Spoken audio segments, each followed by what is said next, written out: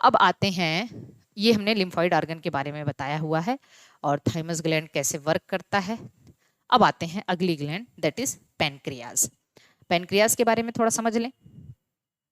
Pancreas एक endodermal ये भी है, हेट्रोक्राइन, मिक्सोक्राइन या कंपोजिट ग्लैंड या मिक्स्ड ग्लैंड, मिक्सोक्राइन कह देते हैं, मिक्स्ड ग्लैंड या कंपाउंड ग्लैंड के नाम से जानते हैं। दो पार्ट होता है, कितनी बार बताया है, एक्सोक्राइन, एंडोक्राइन। एक्सोक्राइन पार्ट को पैनक्रियाटिक एसिनाई कहते हैं। 99% ऑफ ऑल टिश्यूज, ठीक है, सारे टिश्यू का कितना होता है ये 99% होता है और 1% बस आइलेट्स ऑफ लैंगरहॉर्न्स होते हैं, और वो भी 1% में 1 to 2 मिलियंस होते हैं इनके नंबर। आइलेट ऑफ लैंगरहॉर्न्स कितने होते हैं, 1 से 2 मिलियन होते हैं। और यही आइलेट्स ऑफ लैंगरहॉर्न्स एंडोक्राइन पार्ट है और पैनक्रियाटिक एसिनाई एक्सोक्राइन पार्ट है, ठीक है। अब आइए देखिए, आइलेट्स ऑफ लैंगरहॉर्न्स जो है ना, ये 4 तरीके के सेल्स होते हैं इसमें। आइलेट्स ऑफ लैंगरहॉर्न्स में 4 तरीके के सेल्स होते हैं। एक alpha cells, beta cells, delta cells, PP cell, जिसको गामा सेल भी कह देते हैं। Alpha cell, beta cell, delta cell, PP cell को कभी कभी गामा सेल्स के नाम से भी जानते हैं। तो देखिए ये क्या है, जो अल्फा सेल है ये ग्लूकेगॉन, अल्फा ग्लूकेगॉन, ठीक, बीटा इंसुलिन। अब देखिए कैसे याद रखेंगे, कभी बड़ा कंफ्यूजन होता है ना बहुत से स्टूडेंट, तो ग्लूके, इसमें ए आ रहा है ना, ग्लूके में ए मतलब अल्फा से, और इसमें कहीं ए आ नहीं रहा है इंसुलिन में, तो इंसुलिन बीटा सेल से, ठीक है, बीटा सेल से इंसुलिन। और delta somatostatin regulate function of alpha and beta, दोनों के फंक्शन को रेगुलेट करता है। और PP pancreatic polypeptide help in digestive process, ये लगभग डाइजेस्टिव प्रोसेस में इनका कुछ हेल्प होता है। कुछ बहुत सारा इनका फंक्शन अननोन है, बहुत सी बुक में लिखा रहता है स्टिल अननोन, ठीक है ना। चलिए, तो जो अल्फा सेल है हमें मतलब तो इन्हीं दोनों से होता है, alpha glucagon. Glucagon increase blood glucose level, मतलब अगर कभी ब्लड में ग्लूकोज का लेवल कम हो गया है ना, तो ये उसको नॉर्मल करते हैं, इसीलिए इसको हाइपरग्लाइसेमिक हार्मोन या हाइपरग्लाइसेमिक फैक्टर कहते हैं। जबकि जो इंसुलिन है डिक्रीज ब्लड ग्लूकोज लेवल, मतलब ब्लड में ग्लूकोज लेवल आपको पता है, इसमें तो कंफ्यूजन होना नहीं चाहिए।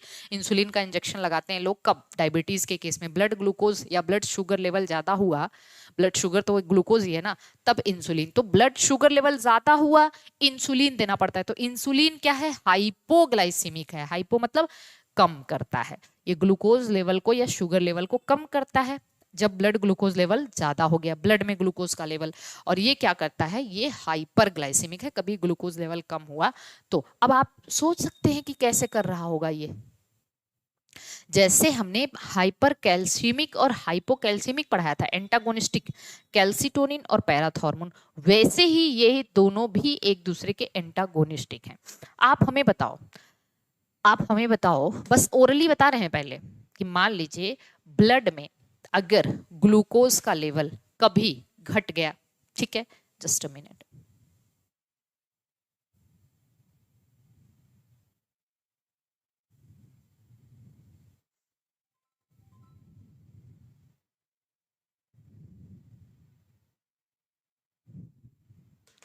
मान लीजिए ब्लड में ग्लूकोज का लेवल कभी घट गया, तो आप वो ग्लूकोज ब्लड में कहां कहां से आ सकता है, आप खुद से बताओ क्या होना चाहिए उस वक्त।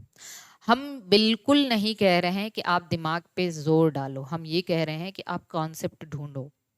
ब्लड में ग्लूकोज का लेवल घटा हुआ है तो पूरी कोशिश होगी कि ग्लूकोज कहीं ना कहीं से ब्लड से आए, तो क्या होगा, आप कहोगे कि भाई पहली चीज तो ये होगी कि ग्लूको जो लीवर में ग्लाइकोजन स्टोर है उसको तोड़ के ग्लूकोज में चेंज किया जाए और ग्लूकोज को फिर ब्लड में भेज दिया जाए।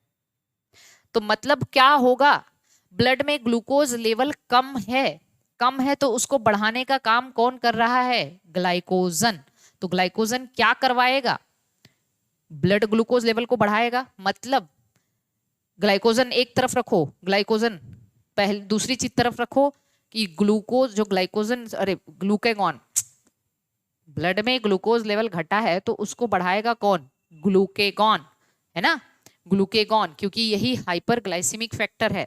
तो ग्लूकेगॉन एक तरफ रखो और फिर देखिए कि ग्लूकेगॉन क्या कैसे एक्ट करता है। अब आप अपने से सोचिए ग्लूकेगॉन कैसे एक्ट करेगा। जो लीवर में ग्लाइकोजन स्टोर है उसको ग्लूकोज में तोड़ा जाए और ग्लूकोज को ब्लड में भेज दिया जाए, कुल मिला के ग्लाइकोजिनोलाइसिस। तो पहला फंक्शन ग्लाइकोजिनोलाइसिस को प्रमोट करेगा। दूसरा फंक्शन, ब्लड में जो ग्लूकोज है वो लीवर में ना जाने पाए, ब्लड में जो ग्लूकोज है वो लीवर में ना जाने पाए, मतलब ब्लड का ग्लूकोज लीवर में जाके ग्लाइकोजन में बनाता है, मतलब ग्लाइकोजिनेसिस इस प्रोसेस को कहते हैं। तो ग्लाइकोजिनेसिस रुकनी चाहिए कि नहीं रुकनी चाहिए? तो inhibit glycogenesis, promote glycogenolysis, inhibit glycogenesis, और क्या करेगा ये? और ये नॉन कार्बोहाइड्रेट को कार्बोहाइड्रेट में चेंज करवाएगा, क्योंकि आपको पता है non carbohydrate like amino acid, like आपने बताया कि वो पायरुविक एसिड, ये सब नॉन कार्बोहाइड्रेट हैं, वो ग्लूकोज बनाए तो भी ब्लड का ग्लूकोज लेवल बढ़ जाएगा। तो आप कहोगे ये ग्लूकोनियोजिनेसिस को भी प्रमोट कराएगा। तीन कॉन्सेप्ट हमारे पास आए। हम ये नहीं कभी कहेंगे कि ये तीन कॉन्सेप्ट आप रटो, हम ये कहेंगे कि ये तीन कॉन्सेप्ट आप बनाओ। आप ऐसे सोचो कि ब्लड में ग्लूकोज लेवल घटा है, अच्छा तो ग्लूकेगॉन उसको बढ़ाएगा। ग्लूकेगॉन क्या करेगा, कैसे बढ़ेगा भाई? मतलब ग्लाइकोजिनोलाइसिस को प्रमोट करेगा, ग्लाइकोजिनेसिस को इनहिबिट करेगा और ग्लूकोनियोजिनेसिस को भी प्रमोट करेगा। इतनी बात तो समझ। इंसुलिन क्या करेगा आप बताओ? ब्लड में ग्लूकोज लेवल बढ़ा है, उसको घटाना है, तो इंसुलिन कहेगा कि जो ब्लड का ग्लूकोज है उसको लीवर में भेजो। तो ब्लड का ग्लूकोज लीवर में जाएगा, वो ग्लाइकोजिनेसिस मतलब ग्लाइकोजिनेसिस को प्रमोट करेगा। और वो चाहेगा कि लीवर का ग्लूकोज ब्लड में ना आए, मतलब वो ग्लाइकोजिनोलाइसिस को इनहिबिट करेगा। और वो चाहेगा कि ग्लूकोनियोजिनेसिस भी ना हो, ताकि ग्लूकोज ब्लड में ना आए, क्योंकि ब्लड में तो ग्लूकोज ऑलरेडी है, तो ग्लूकोनियोजिनेसिस को इनहिबिट करेगा। तीन बातें आपको एकदम अच्छे से याद होनी चाहिए। तो देखिए ये तीन बातें क्या हैं, ये सब छोड़ दीजिए, ये तो हमने डायग्रामेटिक समझाया है कि भाई ये होगा तो यहाँ से यहाँ आएगा, इसको छोड़ दीजिए, बस हमें यहाँ आना है। देखना जरा, ग्लूकेगॉन और इंसुलिन का फंक्शन एकदम अच्छे से समझना है। पहली बात तो आप इतना समझ जाइएगा कि पहला क्वेश्चन यहाँ से ये बनता है कि इनके टारगेट कौन है। एक्चुअली ग्लूकेगॉन का टारगेट जो है ना हिपैटोसाइट्स है, मतलब लीवर सेल इसका मेन टारगेट है।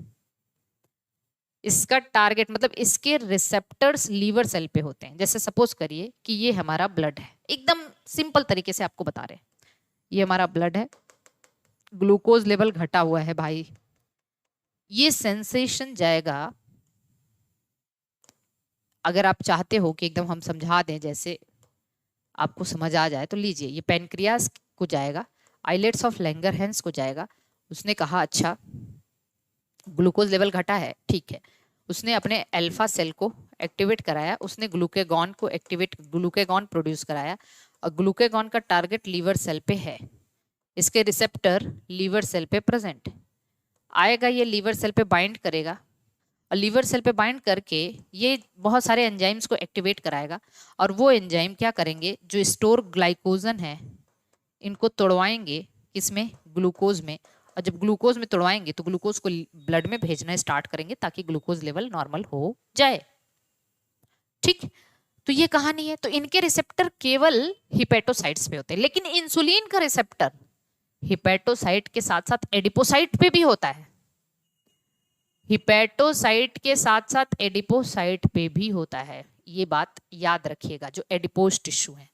दूसरी चीज, ये हाइपरग्लाइसीमिक है, ये हाइपोग्लाइसीमिक है, ये इंक्रीज के blood glucose level, decrease blood glucose level क्या करता है, promote glycogenolysis, promote gluconeogenesis, inhibit glycogenesis, inhibit cellular Uptake of glucose. भाई ब्लड में ग्लूकोज के लेवल को बढ़ाना है तो ग्लूकेगॉन चाहेगा कि सेल ग्लूकोज ना यूज करने पाए, कुछ टाइम के लिए सेल को ग्लूकोज के सेल के ग्लूकोज अपटेक को रोक दिया जाए।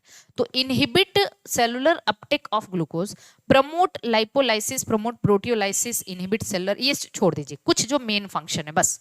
और ये एकदम इसका उल्टा, inhibit glycogenolysis, inhibit gluconeogenesis, promote glycogenesis, promote cell. अब ब्लड में ग्लूकोज लेवल ज्यादा है तो ये कहेगा कि भाई सेल जितना ज्यादा से ज्यादा ग्लूकोज यूज कर ले, है ना, तो ये सेलुलर अपटेक ऑफ ग्लूकोज को प्रमोट कराएगा। तो यही है इंसुलिन